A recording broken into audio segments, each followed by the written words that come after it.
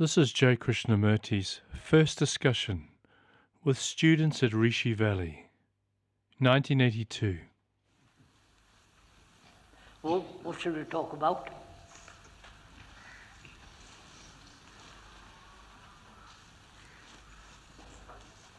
What would you like me to talk about? Jumping over the moon? No, you don't know what that is. Well, sir, see up there, grown boy, what would you like me to talk about?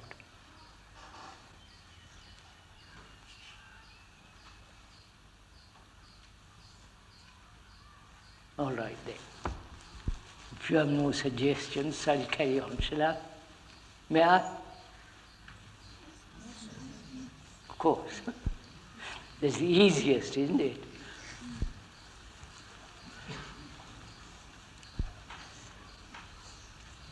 If I was married, which I'm not, and if I had children, which I haven't, what would I want my son or daughter to be, to become, to be in life? You understand my question? Suppose I have a son or a daughter. Here, I'm not crying. Not because I'm a son or married.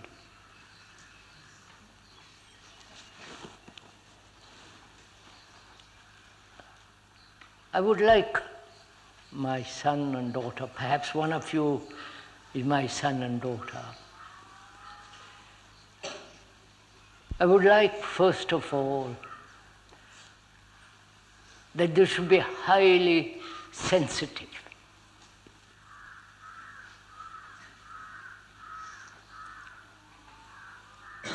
You know what that word means, sensitive?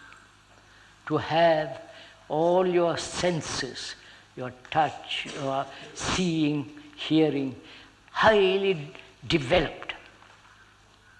You understand that? Because unless one becomes very, very sensitive, when you touch, feel, see, your brain will not be greatly active. The sense is part of the brain. Is this too difficult? Could I go on like that? May I?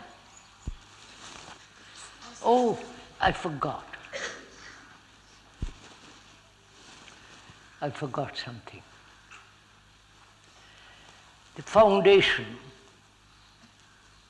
has appointed as the chair, as the secretary of the executive committee and the director of studies, Radhika ji, there she's sitting over there. She's going to be executive secretary and director of studies. Probably some of you know her already. She is a MA in Sanskrit, MA in philosophy, and PhD. And that's enough about her. Right?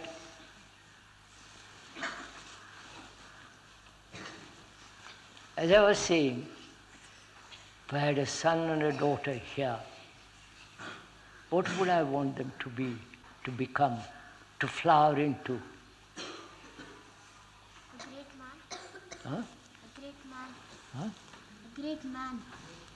A great mind. I don't know what you mean. Huh? A great man. Great man. I don't know what you mean by great man. Great man may be a cricketer, right? A swimmer, a man who runs 1 kilometer in 2 seconds, and so on. I don't know what you mean by great man. Either he is a great scientist, great archaeologist or a great professor. I don't know what you mean by great. Do you mean by great national hero? Huh? I thought so.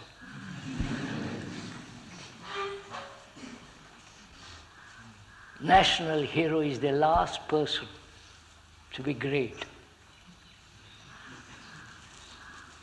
Right? You don't understand it, do you? So I like a boy or a girl for whom I'm responsible. I like to have them highly sensitive. I'll go into their present day.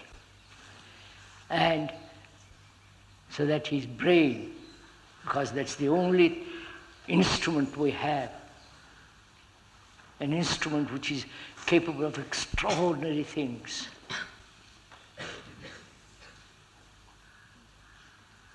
What it has done in the technological world, extraordinarily capable. And to be sensitive and to have a brain that is highly active, not suffocated, atrophied by so-called modern education. Sorry. Do you understand what I'm saying? Do you understand what I'm talking about? Huh? All right. Am I boring you? Huh? I am? What does that mean? Yes? No? Why?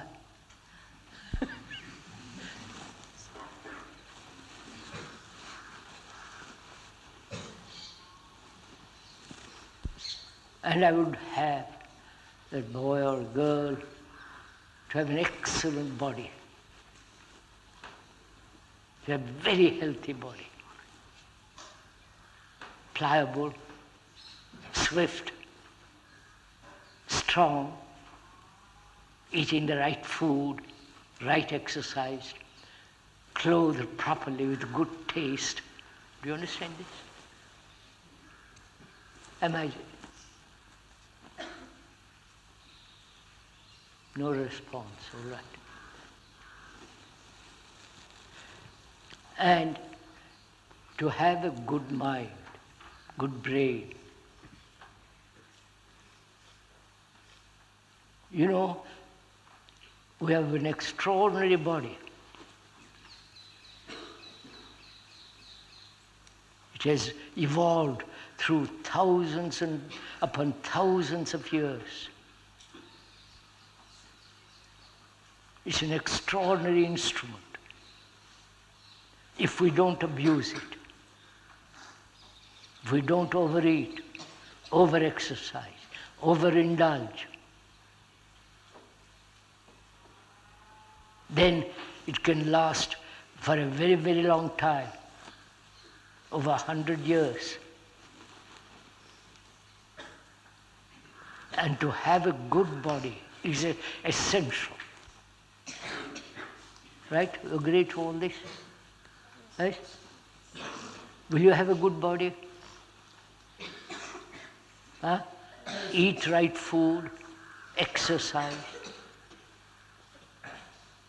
walk, so that your body becomes extraordinarily alive, not just a lot of lumpy flesh.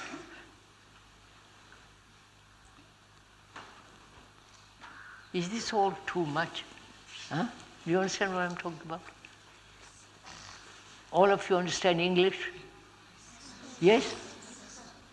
I don't speak Tamil, Telugu, Hindi, or any other Indian language. But I know French. You know what French is? Yes? I know Italian.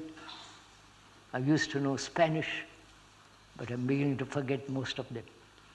My mother tongue has become English. Right? So I'm afraid I have to speak in English, so I hope you'll understand it. And one must have a very good brain. So let's talk about that. Apart from the body, apart from having good, sensitive appreciation of nature, all the trees around you. Have you ever looked at any of the trees? Have you? Oh no, come on, answer me this. Have you looked at trees?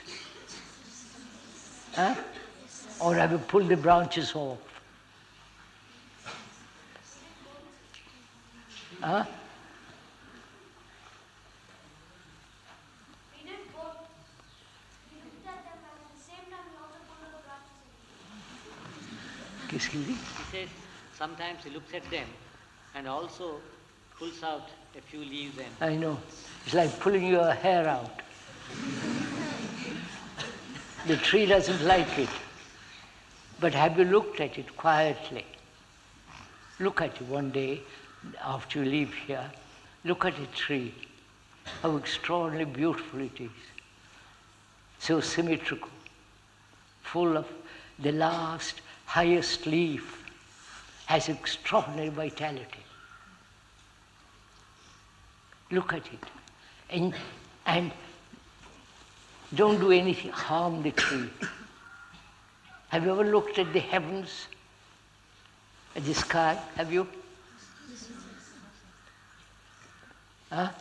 Have you looked at it? Not just casually look at it and go off and do something else, but actually take time to look at the sky, the clouds, the light in the clouds, and the shape of the clouds, and the moving clouds, how they cast shadows on the hills, and how the shadows move. Have you watched all this? Have you? No, I'm afraid you haven't. Probably you are too busy pulling somebody's hair, too busy talking, chattering, and so never have time to look at the extraordinary world we live in, the beauty of this valley, the ancient hills, and the dried river, the stream. Have you looked at all this every day as though you're looking at it for the first time?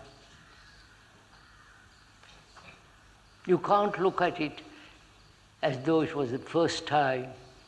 If you say, well, that's stream dead, moment you name it, it is not new. I wonder if you understand. So I would have that child and that boy or girl highly sensitive. And that helps the brain to be also very alive, sensitive, active. Modern education, right throughout the world, is making the brain dull.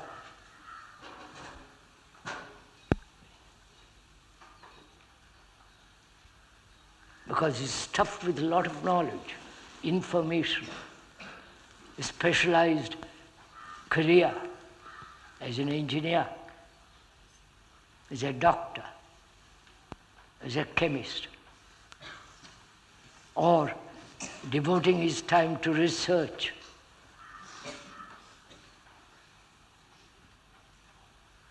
So that your brain becomes conditioned, shaped by the study you do.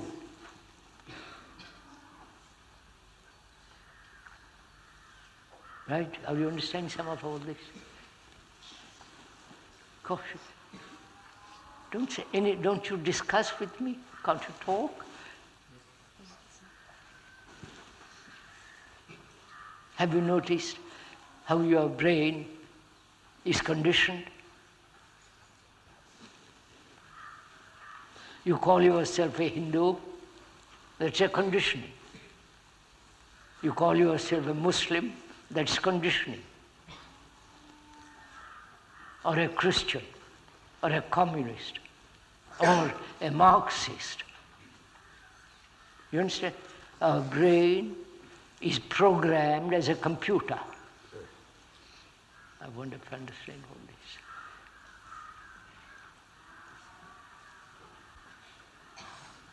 Aren't you programmed? Aren't you being told from when you are little that you are a Hindu, that you have your own gods, that you have your own particular rituals? Haven't you been told all that? So, by constant repetition of that, you are a Hindu, you are a Christian, you are a Muslim, and so on, your brain gradually becomes conditioned, shaped, and all the rest of your life, you say, I'm a Muslim, I'm a Hindu, I'm a Christian, I'm Catholic, I'm this or that. That is conditioning, isn't it? Huh?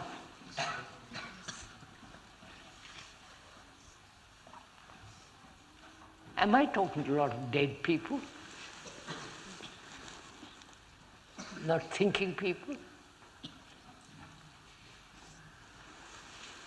Are you all cynical up there? Excuse me, sir. Huh? Excuse me, but this conditioning, now whatever we do, don't we in some way or the other be conditioned? I mean, aren't we conditioned? Whatever we do, you say... Even if we look, really look. What? In the way you mean, look at a tree or look at something without naming it, right? Otherwise it ceases to exist and you become conditioned. Now if we learn to look in that way, too, aren't we being conditioned in a way? Sir, I suppose I want to be a good carpenter. None of you do that, of course. You all want to be lawyers, engineers, right? But none of you want to be a good master carpenter. I watched one of them in California.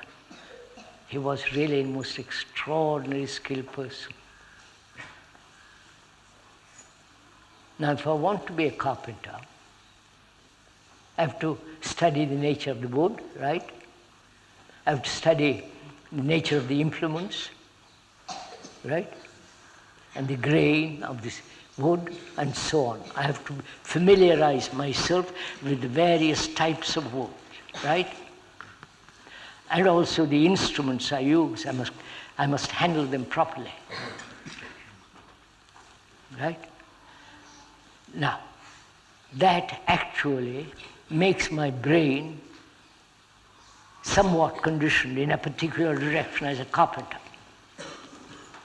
If I want to be an engineer, the same thing happens, right? Or a scientist, or a philosopher, or a religious maniac, right? So, please listen to this, does knowledge condition the brain? No, don't say yes immediately. Let's talk it over. Let's talk it over. I go to school, pass examinations if I'm lucky, or if I'm not, if I'm fairly brainy, not brainy, fairly good at memorizing, then go to college, university, and then a career, right? Now, I've acquired knowledge about mathematics, right? That knowledge, is it conditioning my brain? Inquire into it. Let's just talk about it. Don't keep silent. Conditioning will mean. No, don't say anything. Just step by step go into it. I'm just trying to understand it. That conditioning will mean your thought process is being directed in a particular direction. Beg pardon? Slowly. Thought processes going in a particular direction. In one particular. If I learn Yes. economics, So, if I specialize in one subject, right? Does that condition my brain? The brain? Apparently does. A surgeon, a very good top surgeon, he has had 10 years or 15 years of medical study, got a degree, practices till he becomes top surgeon, right? And such a surgeon, obviously being specialized, his brain is conditioned, right? Some of you are going to be engineers, and God knows why. Some of you are going to be what? Lawyers, and so on. Your brain is already being conditioned by that, by the idea that you will be an engineer, a doctor, and so on. Is that right? Would you agree to that? Now, is knowledge, which is that? I have a great deal of knowledge as a surgeon, right? Great deal of experience. I've operated on the heart dozens and dozens of times, and my hands are skillful. I know the precise instrument to use, and so on. So my brain is conditioned. So we're asking a further question, which is, does knowledge condition the brain?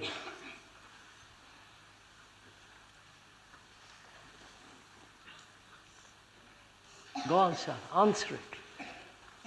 That's what you are acquiring knowledge in this school. Getting a lot of information. And you are memorizing it. It's stored up in the brain.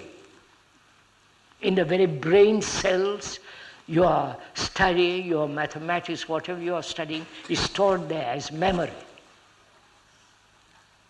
That memory of a particular subject does condition the brain, right? You agree to that? Not agree. Do you see the fact of it?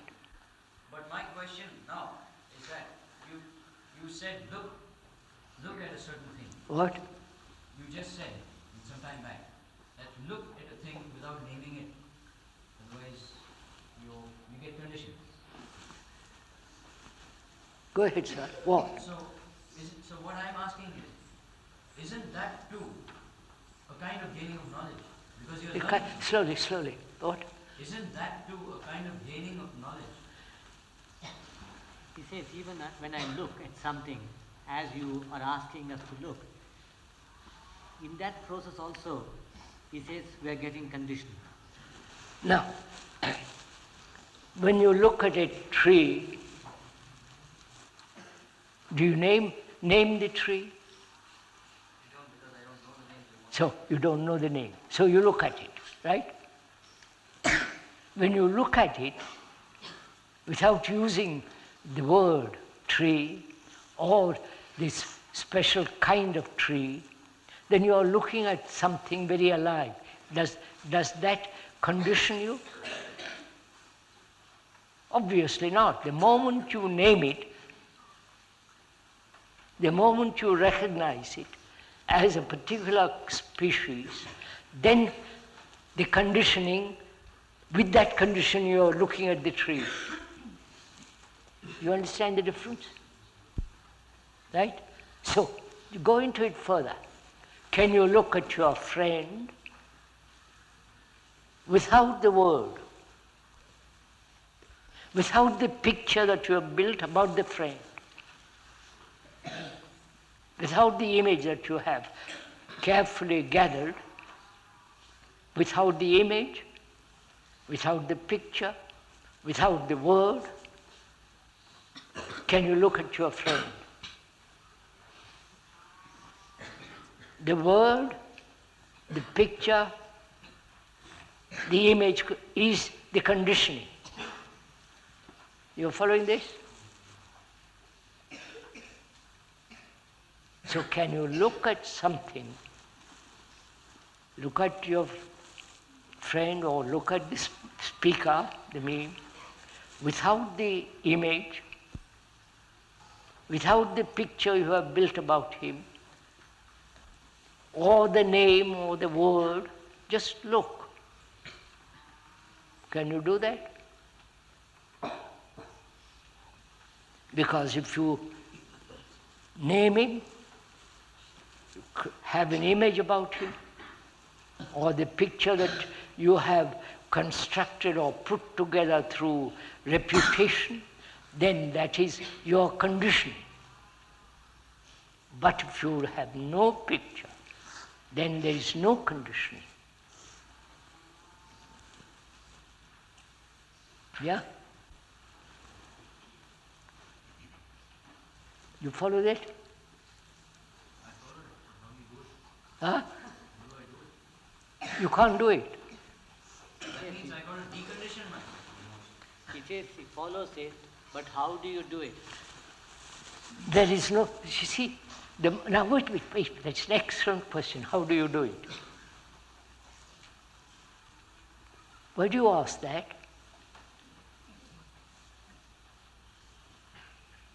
Because I'm interested in it. Huh? Because I'm interested in it. You want to achieve that. You want to have that kind of look. Yeah. Huh? Yes. Yes. So you're asking how. Now watch your brain, how it operates.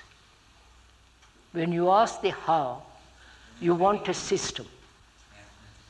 So again I'm getting... That is your conditioning. You understand?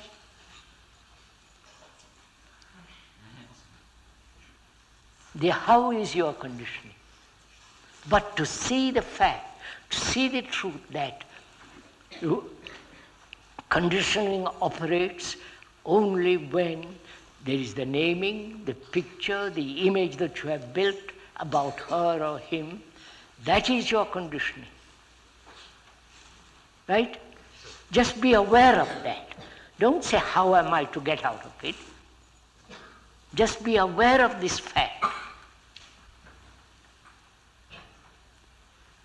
You understand? Aware. Are you aware of all the trees around you? Of the hills? Of the shape of the hills? The rocks? Are you aware of all that?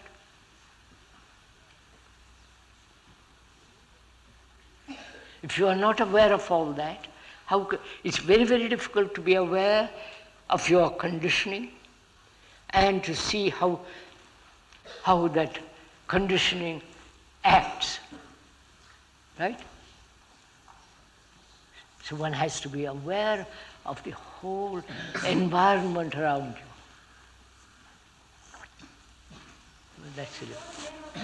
What? But when you don't name a person or see the image or build up an image about him, how do you get along with him? I can't quite hear. Now you tell me. When you don't name and when you don't form an image, what did you say? How do you get along with him? How do you? Get along with him, With whom? with that person, if you don't have a name or an image of him.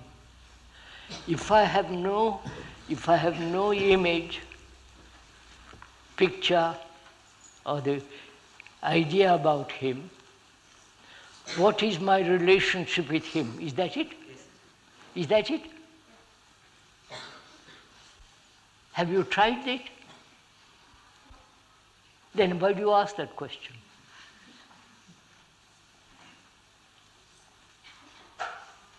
Do tell me, please. I'm not being impudent. I couldn't try. Huh? I couldn't try. I couldn't try it. You haven't tried. He says, I can't do it. I can't try it. Why can't you? Look, how many years have you spent in a school or in a college or in university? Years, right? And to do this, you don't even spend half an hour investigating it. You don't even spend 10 minutes to find out whether it's possible or not. So your brain is conditioned by your slackness, right? By your laziness. Sorry. Right? The moment you pay attention, it becomes alive. Yes, sir? Doesn't our brain seek conditioning? Huh? Doesn't our brain itself seek that conditioning or that permanence? Our brain itself? Doesn't our brain itself naturally seek conditioning and permanence that way? What? It says the brain naturally seeks the conditioning. You can't help it. So, our brain has evolved from the ape and so on till man, which is about 40,000 years ago, and that is what the scientists say. It has passed through every kind of experience, every kind of incident, right? Right, sir? So it has gathered enormous information, experience, and the brain itself is conditioned, right? Because it has, in the very nature of growth, it has become conditioned. Now, we are saying the conditioning is the word, the picture, the memory, the accumulated information stored in the brain as memory. These are the factors that condition the brain, and more other factors, which there isn't time to go into. There are various other factors like fear, greed, pain, awe, and so on. All these are the contributory causes of conditioning. So, we must ask a question, is it possible to uncondition the brain? You understand my question? There are many scholars, many professors, and writers, like the existentialists and so on, they say it cannot be unconditioned. Are you following this? Yes, sir? It cannot be unconditioned. Only it can be modified. Logically speaking, we are perhaps right. What? Because It says, logically speaking, these people say you can't uncondition are right. perhaps Logically you're speaking. right. I said perhaps. Maybe, but I have to find out. Why should I accept that? No, you yourself said I said that. that we have evolved, right? I said that, sir. It has evolved from the ape till now. And there is a great deal of ape in us. Right?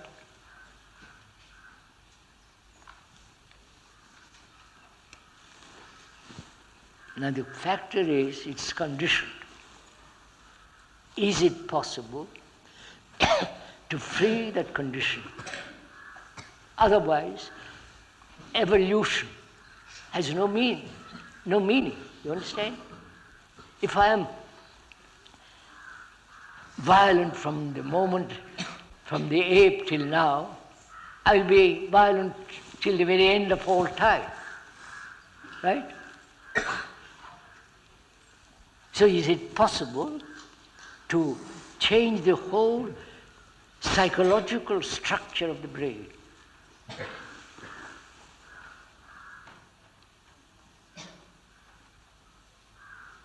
Is it possible for you to be completely free of fear? Because that's one of the factors of conditioning. That's awesome. Huh? That's awesome. The prospect is right. It is awesome. Of course, it's awesome. Why do you call it awesome? Because if you're going to decondition, if you want to decondition the brain, right, you've got a whole lot of things that you've got to get rid of.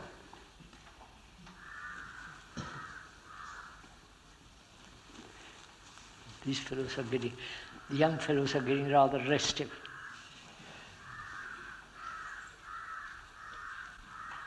We ought to discuss this very carefully, step by step go into it. You want to do that? Not just with words, not just intellectually spin along, but actually step by step go into it. As you take each step, finish with it. So that at the end there is total freedom from fear. Will you do that?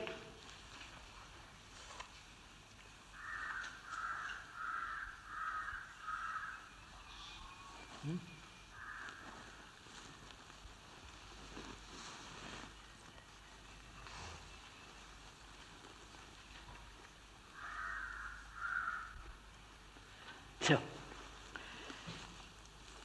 next question is,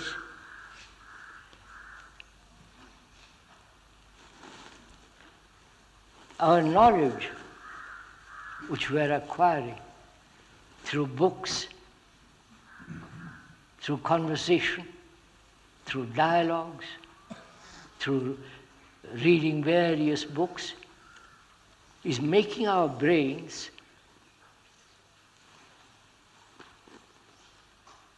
full of knowledge without having an original experience.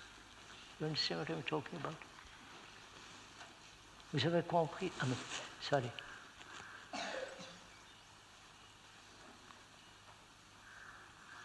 you understand what I'm saying? I happen to know a very great writer, a literary man. He's dead now, a great friend of mine. One day he told me, because I knew him very well, we were great friends, on a walk in the hills, he told me, he said, look, I can speak about science, I can speak about painting, piano, music, I can talk about Vedanta, I can talk about Buddhism, because he has studied it, Tao, all that. I'm full of knowledge. My brain has studied, acquired knowledge about so many things, encyclopedic knowledge. And I wonder if I will ever have an original experience. So you understand what I said? You understand what I said? So your brains are now overloaded. And you will never have, unless you understand the nature of conditioning, never have something totally original. Then you are just a mediocre human being. You understand? You know what that word mediocre means? Huh? According to the dictionary, which is the common usage of English language, if it is an English dictionary, it means going up the hill halfway. So, never reaching the top, but always going just a few steps up. That's what it means to be mediocre. And most of us are mediocre. We never go to the very end of anything. Right? So look what is happening to you all. You are being educated to be mediocre.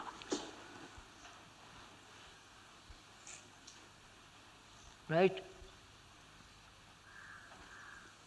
to have a job, to get married, children, and for the rest of your life for 50, 60 years, work, work, work.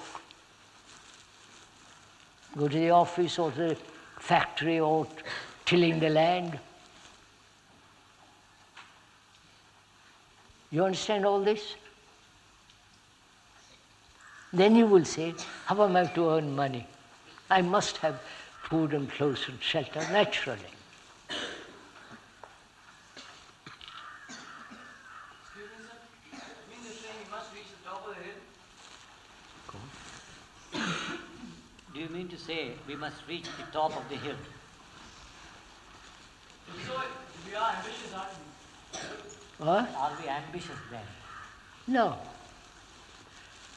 To reach the human excellence,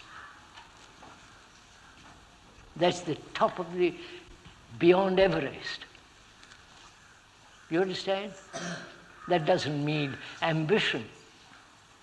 Ambition destroys love. No, you don't know this. But to have a brain that is excellent, that means say exactly what you mean and not have double meaning. You understand? Not to be cynical, not to be bitter, not to hate.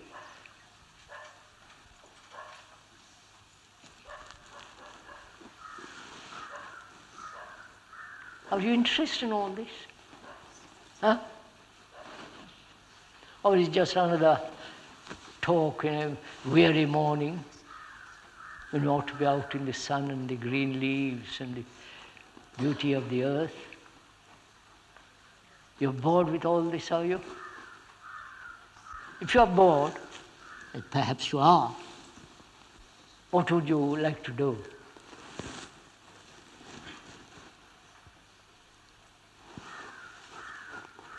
Not sit there and look at the speaker, that's not fun. So, if I may go back, as you said, knowledge leads to conditioning. I said, does knowledge lead to conditioning? I asked a question. Sir, just a minute, I asked a question. I didn't say, I want you to find out. As I have seen, knowledge does lead to conditioning, but knowledge is important in life. Of course. So where do we draw the line? Find out. Do you want me to draw the line and then you accept it?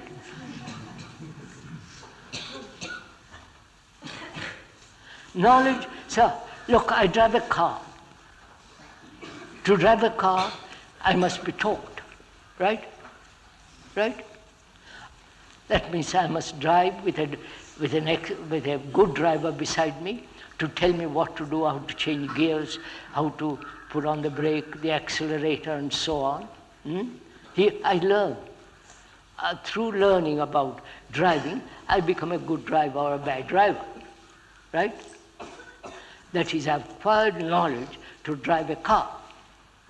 I've acquired knowledge to speak English or Hindi or whatever it is. I acquire knowledge to be a good carpenter. I prefer to be a carpenter rather than an engineer. You understand? I prefer that. So, not that I'm a carpenter. I'm not. So, knowledge is necessary, right? Otherwise you can't live.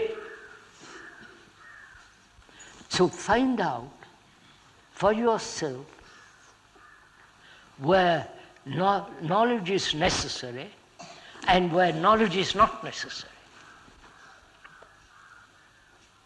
May I help you in this? And now, don't say yes, sir, and then just relax and go to sleep. But find out where knowledge is essential, where it is necessary, where it is important, and also find out where it is not important at all.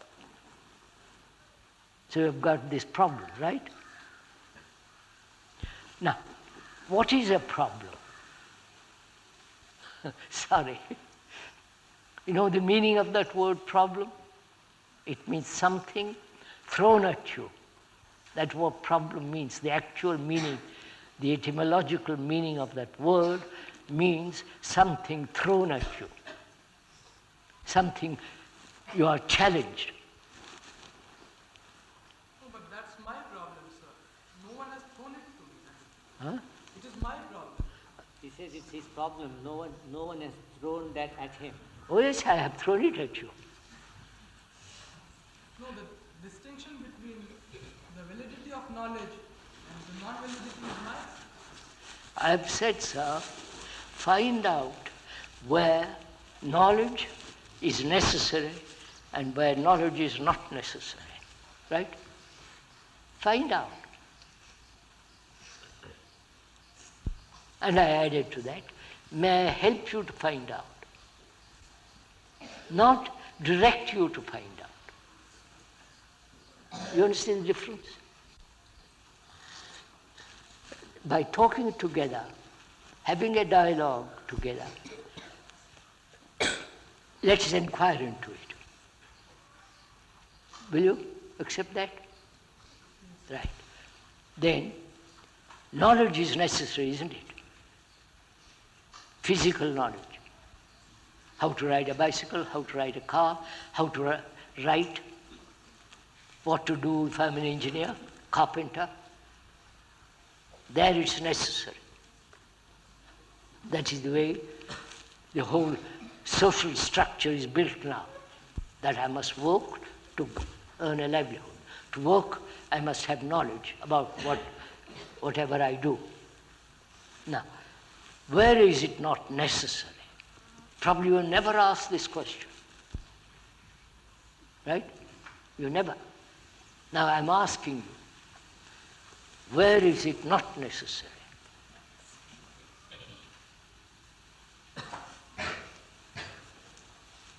Come on, sir. You've all studied, you're all good at clever. Come on, sir.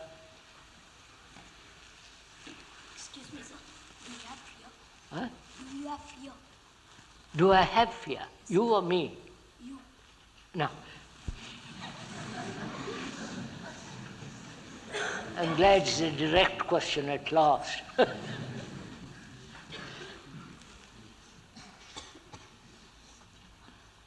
Do I have fear? What do you mean by fear? Passing exams? Snake biting me? Fear of something.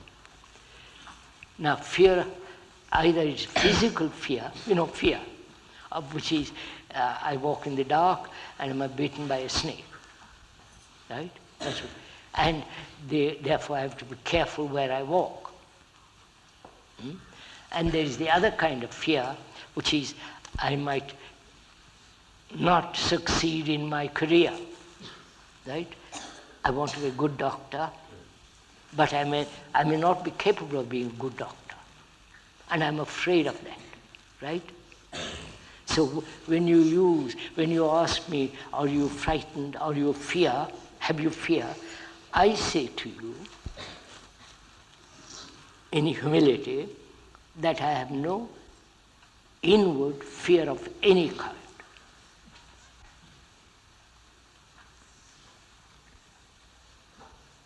You understand what I've said? I'm not afraid of what? Of my reputation, I'm not afraid. You understand? What people say about me, I don't care. Right? What else? I'm not afraid to die. Right? I'm not afraid. What are you afraid of? Of your wife, of your husband, of your father, mother? as I have no father, no mother, nor a wife, I'm not frightened of family. You understand? No, this is too difficult. Now, sir, we've got 10 minutes more, so let's finish the subject you raised. Are you interested in this? Huh? Ditma? I mean, tell me.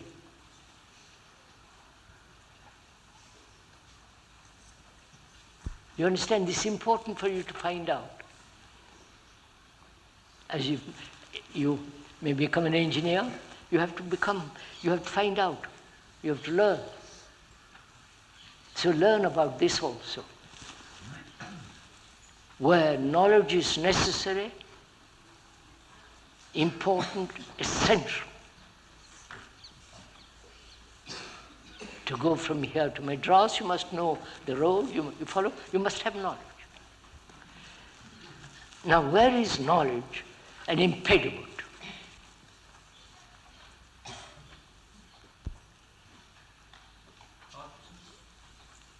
Huh? He says thought. Huh? He says, is it thought? Thought. Yeah, is it thought? Knowledge is, oh Lord, I don't want to go into all that. What do you mean by thought? What I mean by thought is like now you've asked us certain questions. Yes, which means what? Like, I'm always bounded, I mean, I've got a certain area within which to move. Come on, what? I've got a certain area within which to move. Within which to live. Not to move in my thought. Yes. Thought process. You provoke my thought. And I'm limited by knowledge, by what I know. That's all. Agreed. We agree to that. I'm asking a different question, sir. We agree that we must have knowledge, right? To go from here to Delhi, knowledge. To write a book, knowledge. To drive a car, right? To become a good chemist, good scientist, you must have a great deal of knowledge. Now, we're asking a question where knowledge is not necessary. Is there any place where knowledge is an impediment?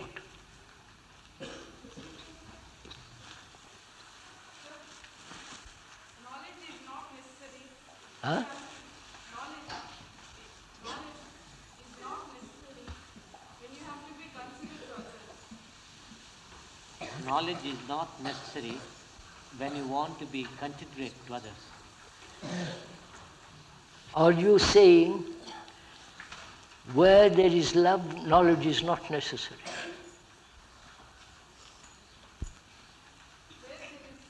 Have you heard what I asked? Are you saying that where there is affection, care, love, compassion, knowledge is not necessary?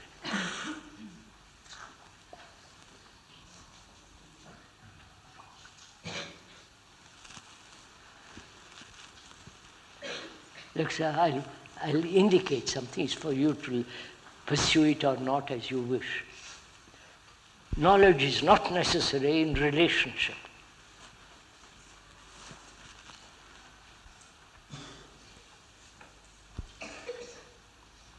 If I am married, I have a wife,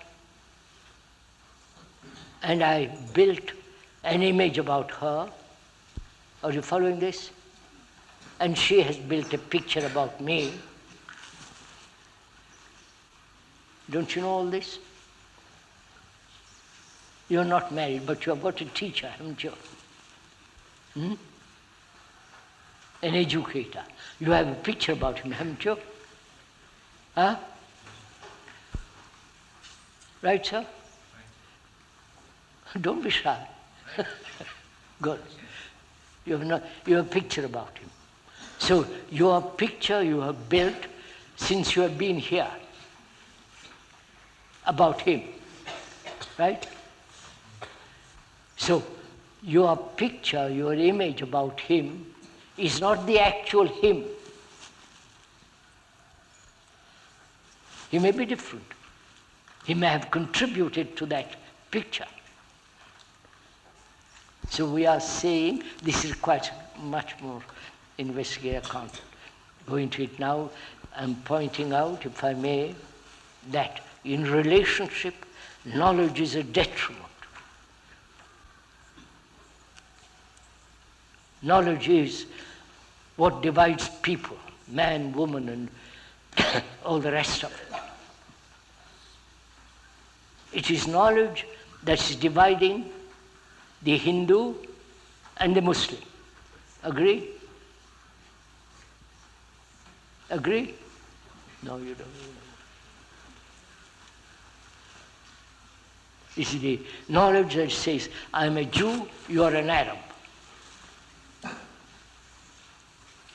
And because of this division, we kill each other.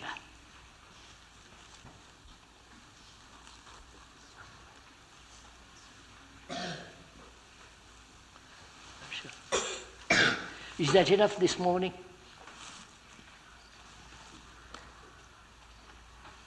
Is that enough? Huh?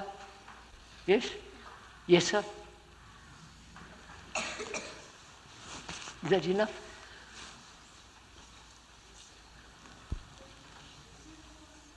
Well, General, is that enough? Now, before we go, would you sit quietly for a few minutes? That is, if you want to. Sit very quietly, close your eyes, and see what your thoughts are doing. Will you do that?